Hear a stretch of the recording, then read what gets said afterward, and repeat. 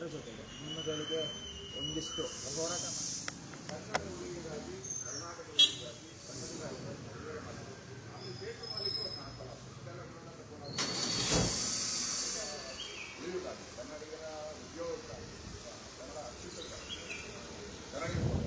ನಾವು supreme court ವಿರುದ್ಧವಾಗಲಿ ಅಥವಾ ಯಾವುದೇ ಸಿನಿಮಾದ ವಿರುದ್ಧ ಯಾರೂ ಮಾತಾಡಿಲ್ಲ. ಕನ್ನಡ ಭಾಷೆ ವಿರುದ್ಧ, ಕನ್ನಡ ಭಾಷೆಯ ತಾಯಿ ತಮಿಳು ಅನ್ನುವಂಥದ್ದು ವಿರುದ್ಧ ಹೋರಾಟವನ್ನು ಮಾಡಿದ್ದೀವಿ, ಕ್ಷಮೆಯನ್ನು ಕೋರಬೇಕನ್ನುವಂಥ ಒತ್ತಾಯವನ್ನು ಮಾಡಿದ್ವಿ. ಆದರೆ ಇಲ್ಲಿ ತನಕ ಕಮಲ್ ಹಾಸನ್ ಅವರು ಅವರ ಉದ್ದಟತನ, ಅವರ ಅಹಂಕಾರ ಇವತ್ತು ಹೈಕೋರ್ಟ್ ಮುಖಾಂತರ ಸುಪ್ರೀಂ ಕೋರ್ಟಲ್ಲಿ ಹೋಗಿ ತರುವಂಥ ಕೆಲಸವನ್ನು ಮಾಡಿದ್ದಾರೆ. ಆದರೆ ಇಲ್ಲಿ ತನಕ ಕರ್ನಾಟಕದಲ್ಲಿ ಸಿನಿಮಾ ಬಿಡುಗಡೆಗೆ ಯಾರೂ ವಿತರಕರು ಬಂದಿಲ್ಲ, ಯಾವುದು ಥಿಯೇಟರ್ ಮಾಲೀಕರು ಸಿದ್ಧರಿಲ್ಲ, ವಾಣಿಜ್ಯ ಮಂಡಳಿ ಸಹ ಅದಕ್ಕೆ ಒಪ್ಪಿಗೆಯನ್ನು ಕೊಟ್ಟಿಲ್ಲ, ಕನ್ನಡ ಮತ್ತು ಸಂಸ್ಕೃತಿ ಇಲಾಖೆ ಸಚಿವರು ಸಹ ಅದರ ವಿರುದ್ಧ ಮಾತಾಡಿದ್ದಾರೆ. ಇಂಥ ಸಂದರ್ಭದಲ್ಲಿ ಸುಪ್ರೀಂ ಕೋರ್ಟ್ ಆರ್ಡರ್ ಆದ ತಕ್ಷಣವೇ ನಾವ್ಯಾರು ಸಿನಿಮಾ ಬಿಡುಗಡೆ ಮಾಡಬೇಡಿ ಅಂತ ಹೇಳಿಲ್ಲ. ಅವರೇ ಕೋರ್ಟಿಗೆ ಹೋಗಿರೋದು, ಹೈಕೋರ್ಟಿಗೆ ಹೋಗಿರೋದು ಯಾರು? ಅವರೇ. ಸುಪ್ರೀಂ ಕೋರ್ಟಿಗೆ ಹೋಗಿರೋದು ಯಾರು? ಅವರೇನೆ. ಇಂಥ ಸಂದರ್ಭದಲ್ಲಿ ಕನ್ನಡ ನಮ್ಮ ಮನೆ ಹತ್ರ ಪೊಲೀಸ್ ಹಾಕುವಂಥದ್ದು ಈ ಸಿಸ್ಟಮನ್ನು ನಾವು ಯಾರು ಒಪ್ಕೊಳ್ಳೋಕ್ಕಾಗಲ್ಲ.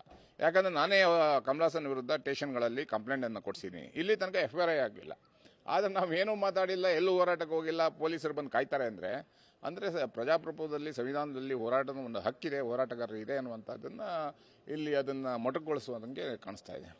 ಪ್ರವೀಣ್ ಶೆಟ್ಟಿ, ಈಗ ಗಮನಿಸಬಹುದು, ಹೈಕೋರ್ಟ್, ಕರ್ನಾಟಕ ಹೈಕೋರ್ಟ್ ಏನಿದೆ, it has given clear statement saying that if you don't apologize after hurting the people, whether it's a Kamal Hassan or whoever it may be, ಅವರೀಗ ಸುಪ್ರೀಂ ಕೋರ್ಟಿಗೆ ಹೋಗಿದ್ದಾರೆ.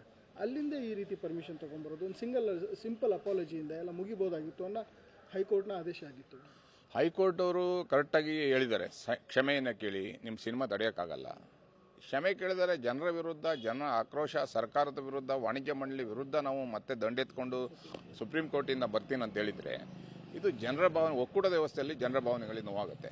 ಆದ್ದರಿಂದ ಇಂಥ ಬೆಳವಣಿಗೆಗಳು ನಡಿಬಾರ್ದು ಅನ್ನುವಂಥದ್ದು ನಮ್ಮ ಒತ್ತಾಯ. ಪಿಕ್ಚರ್ ರಿಲೀಸ್ಗೆ ನಿಮ್ದು ಯಾವುದು ಅಡೆತಡೆ ಇಲ್ಲ. ಪಿಕ್ಚರು ಜನರೇ ಬಹಿಷ್ಕಾರ ಮಾಡಿದ್ದಾರೆ. ತಮಿಳುನಾಡು ಜನ ಬಹಿಷ್ಕಾರ ಮಾಡಿದ್ದಾರೆ. ಇನ್ನೇನು ರಿಲೀಸ್ ಆಗುತ್ತೆ? ವಿತರಕರು ಇಲ್ಲ, ಥಿಯೇಟರ್ ಮಾಲೀಕರು ಅದಕ್ಕೆ ಅವಕಾಶವನ್ನು ಕೊಡಲ್ಲ. ಇಂಥ ಸಂದರ್ಭದಲ್ಲಿ ಯಾರು ಅದಕ್ಕೆ ಬೆಂಬಲವನ್ನು ಕೊಡ್ತಾರೆ? ಯಾರು ಹೋಗಲ್ಲ ಇಲ್ಲಿ ಜನ ನೋಡೋದಕ್ಕೆ ಅಂತೀರಾ, ಬಟ್ ಕರ್ನಾಟಕ ರಕ್ಷಣಾ ವೇದಿಕೆ ಎಲ್ಲ ಕಾರ್ಯಕರ್ತರು ಹೋಗ್ತೀವಿ ಅಂತಿದ್ರಲ್ಲ, ಯಾಕೆ? ಸಿನಿಮಾ ರಿಲೀಸ್ ಆದ್ರೆ ನೋಡ್ತಾರಲ್ಲ ಹೇಗಿದೆ ಅಂತ, ನೋಡಲೇಬೇಕಲ್ವಾ? ಅದಕ್ಕೆ ನೋಡ್ತೀವಿ ಅಂತೀವಿ ಅಷ್ಟೇ. ರಕ್ಷಣಾ ವೇದಿಕೆ ನೀವೆಲ್ಲರೂ ಹೋಗ್ತೀವಿ, ಸಿನಿಮಾ ನೋಡೋಕೆ ಹೋಗ್ತೀವಿ. ಆದರೆ ಸುಪ್ರೀಂ ಕೋರ್ಟ್ ಆದೇಶಕ್ಕೆ ಗೌರವವನ್ನು ಕೊಡ್ತೀರಾ? ಹೌದು, ಖಂಡಿತವಲ್ಲ. ಸುಪ್ರೀಂ ಕೋರ್ಟ್ ಆದೇಶಕ್ಕೆ ಗೌರವವನ್ನು ಕೊಡುವಂಥದ್ದು, ಸಿನಿಮಾ ನೋಡುವಂಥದ್ದು ನಮ್ಮ ಹಕ್ಕು. ಸಿನಿಮಾ ನೋಡಬಾರ್ದು ಅಂತ ಯಾರು ಹೇಳೋಕ್ಕಾಗಲ್ಲ. ಟಿಕೆಟ್ ತೊಗೊತೀವಿ, ದುಡ್ಡು ಕೊಡ್ತೀವಿ, ಸಿನಿಮಾ ನೋಡೋಕೆ ಹೋಗ್ತೀವಿ. ಯಾರು ಬೇಡ ಅನ್ನೋಕ್ಕಾಗುತ್ತೆ?